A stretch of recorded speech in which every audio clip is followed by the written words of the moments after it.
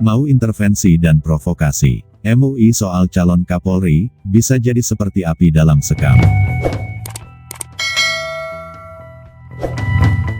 Menurut kabar yang beredar, Jokowi sudah menunjuk Komjen Pol Listio Sigit Prabowo sebagai calon Kapolri baru menggantikan Idam Aziz yang akan pensiun pada tanggal 1 Februari tahun 2021. Namun belum ada kepastian apakah kabar ini benar atau tidak. Sementara istana belum mengirimkan nama calon Kapolri ke DPR. Sebagai rakyat tentunya kita bersabar menunggu siapa calon Kapolri yang akan ditunjuk Jokowi dan diajukan ke DPR. Jangan seperti MUI, yang sepertinya sudah gusar. Dari komentar Waketum MUI Anwar Abbas sangat tampak ormas ini sepertinya mau mengintervensi pilihan presiden dan mencoba memprovokasi rakyat. Silakan baca komentar MUI di bawah. Saya berharap dalam penunjukan dan penetapan seorang Kapolri di tengah-tengah situasi seperti ini tentu saja Presiden sangat diharapkan dan dituntut kearifannya untuk bisa memilih sosok seorang Kapolri yang bisa diterima oleh masyarakat secara luas. Tapi harus lebih luas dari itu, yaitu mana yang lebih besar maslahat dan manfaatnya bagi bangsa dan negara. Karena dia bisa menjadi seperti api di dalam sekam. Apalagi kalau seandainya sebagian besar umat Islam merasa terus-menerus disakiti dan dikecewakan, ditambah lagi dengan persoalan krisis kesehatan COVID-19 yang tidak jelas kapan berakhirnya dan juga krisis ekonomi yang cukup berat yang sedang dihadapi oleh bangsa dan negara ini, maka tentu tidak mustahil berbagai kemungkinan yang tidak kita inginkan akan bisa terjadi. Karena itu sebagai anak bangsa saya khawatir penunjukan Kapolri baru bila salah pilih akan melahirkan reaksi yang tidak baik bagi perkembangan kehidupan bangsa ke depannya. Wakil Ketua Umum Majelis Ulama Indonesia MUI Anwar Abbas, tribunnews.com. Saya akan mengomentari beberapa hal yang menurut saya sangat berbahaya. Pertama, calon Kapolri yang bisa diterima oleh masyarakat. Dari kelima calon Kapolri yang diajukan Kompolnas, adakah di antara mereka yang tidak bisa diterima masyarakat secara luas? Kalau ada, calon Kapolri yang mana yang tidak bisa diterima masyarakat? Saya yakin kelima calon Kapolri itu sudah melalui pertimbangan yang matang dari Kompolnas. Kalau memang MUI mau Presiden memilih calon Kapolri sesuai keinginan atau katakanlah yang pantas menurut mereka, harusnya mereka memberi kriteria yang jelas dong, atau setidaknya memberi penilaian terhadap kelima calon. Bukan hanya mengatakan, yang bisa diterima masyarakat luas. Tidak ada solusi, yang ada hanya memprovokasi saja seolah Presiden memilih calon Kapolri yang tidak bisa diterima di masyarakat luas. Kedua, dia bisa jadi seperti api dalam sekam. Yang saya paham dengan peribahasa ini adalah hal buruk yang tak tampak. Kalau dikaitkan dengan calon Kapolri, menurut MUI, bisa jadi dari kelima calon Kapolri terdapat calon yang tampaknya baik tetapi pada dasarnya jahat.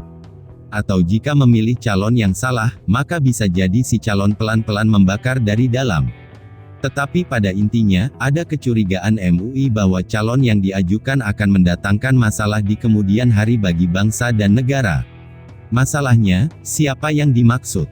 Apakah yang namanya sekarang digadang-gadang jadi calon tunggal yang akan diajukan, yaitu Komjen Pol Listio Sigit Prabowo?